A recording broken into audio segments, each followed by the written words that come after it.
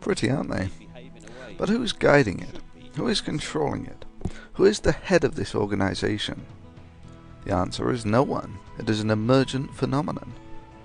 The individuals do more or less what they want, but the collective pattern of behavior is determined by the semi-generic action of the individuals. This is anonymous. It is an expression of the collective through the media of the internet. Try living a day without your mobile phone, electricity, agriculturally produced food, or the internet, and you'll realize how intimately our civilization and our lives are defined by technology. New technology changes the way we live. I mean, look at the car, for instance. So it was with the internet. At the birth of the internet, the only people who could understand it were nerds and hackers, and thus these were the first people to explore the possibility of collective action through this new media. They were the founders of Anonymous. However, technology has progressed that virtually everyone can understand and use this new worldwide communication media. The baby has grown into a giant. Anonymous is no longer the expression of a bunch of tech-savvy nerds. It is the voice of our collective values. To date, the largest emergent phenomena on the planet has been countries. Now, arguably, it is anonymous. There is no head, but the people express their opinions according to their personal values, and thus is the voice of the collective heard through the actions of the individuals. It is the ultimate in democracy. Bronze Age religions such as Christianity and Islam were fairly primitive in the psychological conditioning of their followers, typically using unsophisticated techniques such as emotional blackmail and other plays on simple human emotions. Scientology is human manipulation as an art form. Scientology is the apex of immoral exploitation of human behavior. Scientology is a contrivance for abuse of people for profit.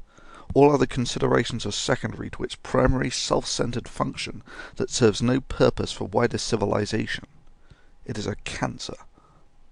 Among the manipulations employed by Scientologists are: victims are encouraged to distance themselves from friends and family. This is of course separating and isolating the victim from any potential support structure that could make them aware that they are being conditioned by a cult. The victim is subject to auditing, a one-to-one affair for which the victim is perversely expected to pay for, sometimes involving large sums of money. The process involves a Scientologist asking a series of leading questions to make the subject feel they are a junior in an environment of authority, who they are repeatedly informed are only interested in their welfare.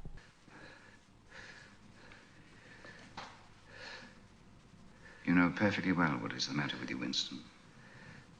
You've known it for years, though you've fought against the knowledge. You are mentally deranged. You suffer from a defective memory.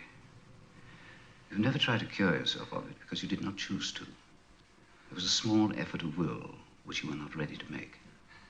The mindset that this brainwashing brings on can be best seen in the behavior of Scientologists. Mark, how many crimes did you help carry up to cover up today? How many crimes? Can you tell us? How many you plotted to cover up today? You guys sit and figure out how to handle your crimes, your criminal organization? Huh? What are my crimes? What are you afraid of? Don't you have a team of What people? are you afraid of? Why are you afraid of Hubbard? Why are you afraid of Hubbard? Yeah, You know what is your problem? Why are you I'm not afraid of Hubbard. I'm vast. Yeah. Familiar with that term? I mean, I'm here. What are you afraid of? What am I afraid of? What? You answer my question. Well, there's plenty to be afraid of. Answer my Scientology, question. But I'm here, aren't I? What are you afraid of? You haven't answered my question yet. What are you afraid of? I'm not afraid. I think Don't you are, you see Mark. me here? You wouldn't be afraid if you weren't doing what you're doing, Mark. You're doing something. It's proof that you're afraid. You're afraid of the success of Scientology because people are going to find out your crimes. What are they, Mark? Spit them out. Did you take time off from beating your wife to come down here?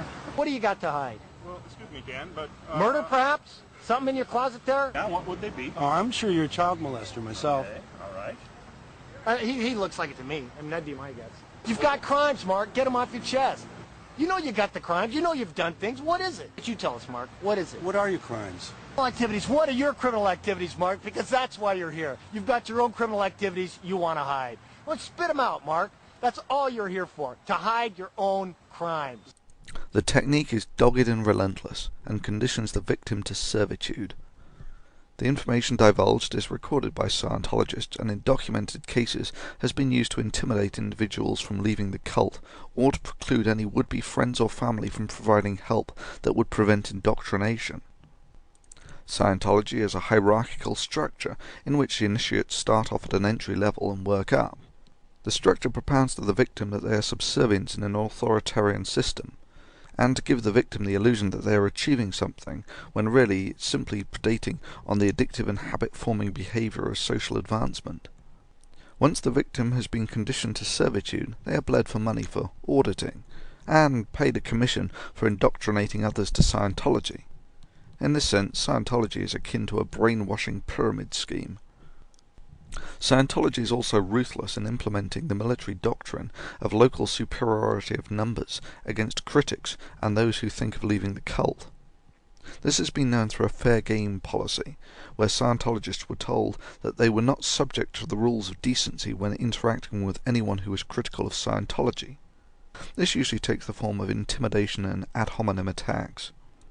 This constitutes attacking people, not the ideas that they put forward. L. Ron Hubbard wrote, "Anyone who attacks Scientology is a criminal.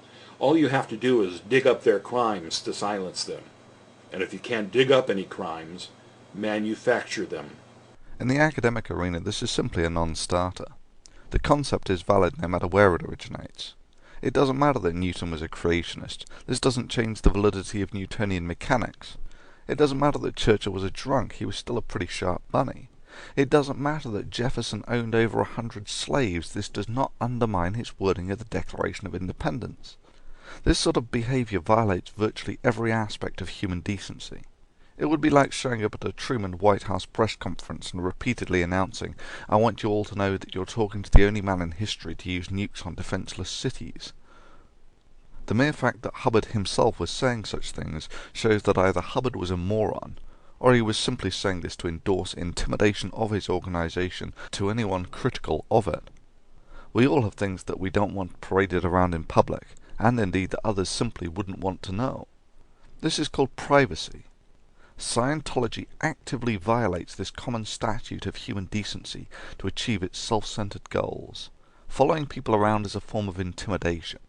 It's an instinct from our evolutionary past that groups of people purposely following you around is bad news. Well, I thought I had plenty of great footage, so I was leaving. But then I turned around and saw that my 3 pals were following me. Boy, you guys are good. You know, I was about to leave. We're not stopping. Okay. It's nice of you to escort me.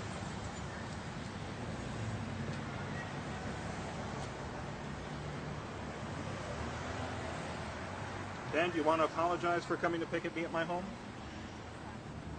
You think it was proper to set leaflets around my neighborhood? For you to see the The man in black is the Scientology cameraman. Are you sure you're getting good sound? Shall I hold that? From my perspective, you and the Church of Scientology have been spying on the BBC. You have been spying on our hotel. We didn't tell you where we were staying, so you've been spying on us. And I find that, if I may say so, a little bit creepy. Here's your microphone. The cult of Scientology has enjoyed some success through the ruthless implementation of these socially reprehensible instruments. Up to now, their ability to deploy local superiority of numbers has been key to their success.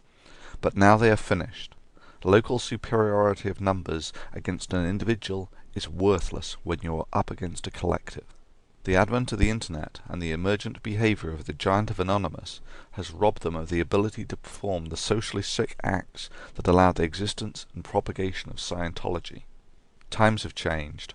Technology has changed the landscape of the conflict and the rules of engagement. Scientology has lost the backbone of its intimidation techniques on the web. Here it cannot control the media.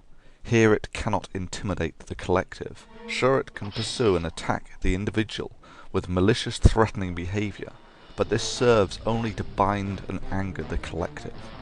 Sure, it can maintain its strategy of isolating individuals, brainwashing them, then bleeding them for money, but it will serve only to enrage the collective.